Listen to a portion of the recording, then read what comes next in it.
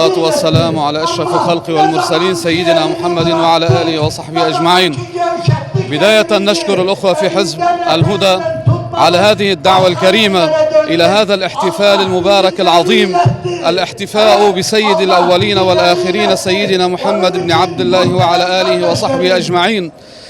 في مثل هذه الفعاليات يشعر الإنسان أن الإسلام ينبعث من جديد في أرض الخلافة الإسلامية، في عاصمة الخلافة الإسلامية اسطنبول، وهذا الانبعاث حتمي في تاريخ البشرية، والإسلام لا يموت والإسلام يمرض لكنه يعود.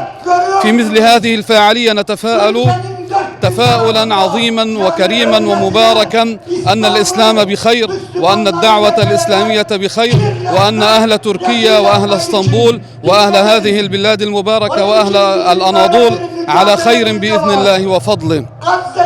لا شك الشعور والانطباع عندنا كإخوانكم من لبنان شعور طيب تعيدون به في الذاكرة إلى بلدنا لبنان في مثل هذه الأنشطة ومثل هذه المحافل التي تعيد العزة في نفوسنا، والتي تعيد الأمل وتحيي الأمل في مستقبل هذا الدين، وأن المستقبل لهذا الدين، وأن هذه الجماعة المباركة وهذه الحركة المباركة على الطريق الصحيح وفي السياق الطبيعي لنصرة الإسلام والمسلمين. وفي مثل هذه الأجواء نتذكر غزة العزة، غزة الجريحة ولكن على جراحها، غزة التي يصدق فيها قول الله تبارك وتعالى: ولا تهنوا ولا تحزنوا وأنتم الأعلون إن كنتم مؤمنين.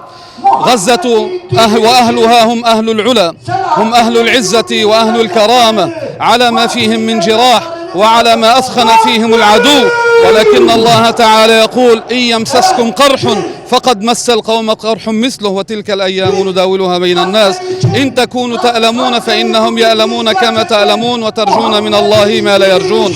نقول لليهود الذين يمعنون القتل والدمار لغزة وأهلها أن الله تعالى يقول أن البشرى لأهل الإيمان، وأنه لا سواء قتلانا في الجنة وقتلاكم في النار، وأن أهل الحق لا بد أن ينتصروا، وأن غزة عزيزة إن لم يكن اليوم فغدا، وإن غدا لناظره قريب، ويسألونك متى هو قل عسى أن يكون قريبا. جزاكم الله عنا كل خير وتقبل منكم هذا الجهد، وجزاكم الله خيرا عن إخوانكم أنكم في غزة أنكم تحملون همها وتحملون قضيتها، وهي بالفعل كأنها قضيتكم، وقد وكبنا أنشطة هذا الحزب.